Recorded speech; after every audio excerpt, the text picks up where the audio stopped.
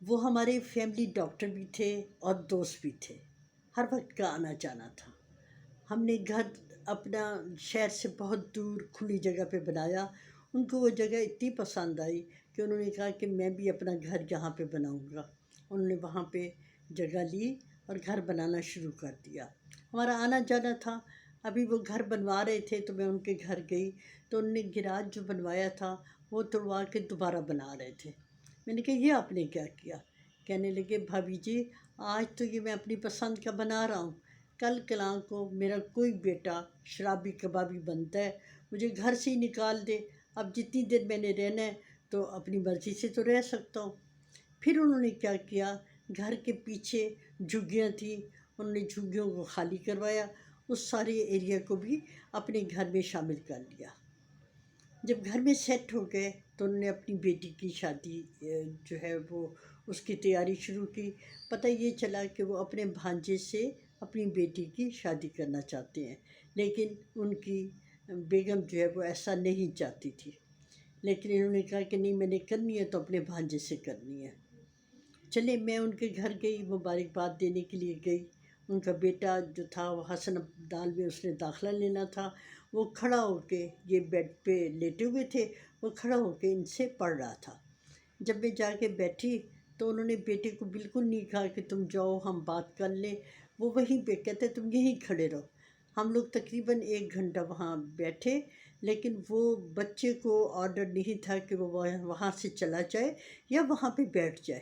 گھنٹہ بھر وہ وہیں پہ کھڑا رہا۔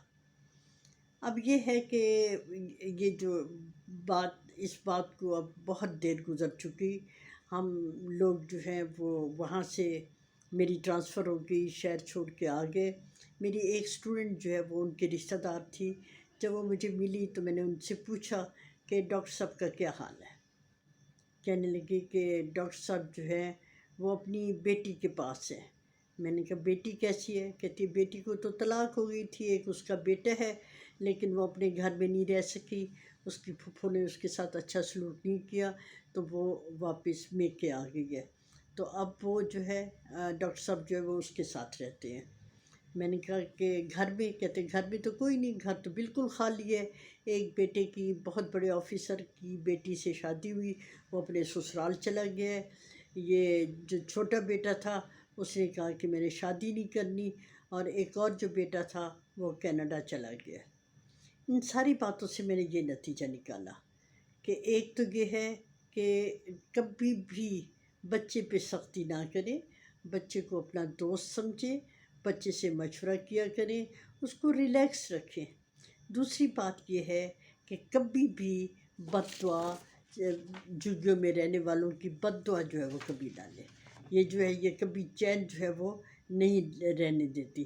اور تیسری بات یہ ہے کہ بیوی کی رائے کو اہمیت دیں، بیوی سے ڈسکس کریں، اس سے پوچھیں کہ کیا وجہ ہے کہ وہ بیٹی کی شادی وہاں پہ کیوں نہیں ہونے دیتی، لیکن انہوں نے بیوی کی رائے کو کوئی اہمیت نہ دی، جس کی وجہ سے بیٹی کی زندگی بھی خراب ہو گئی۔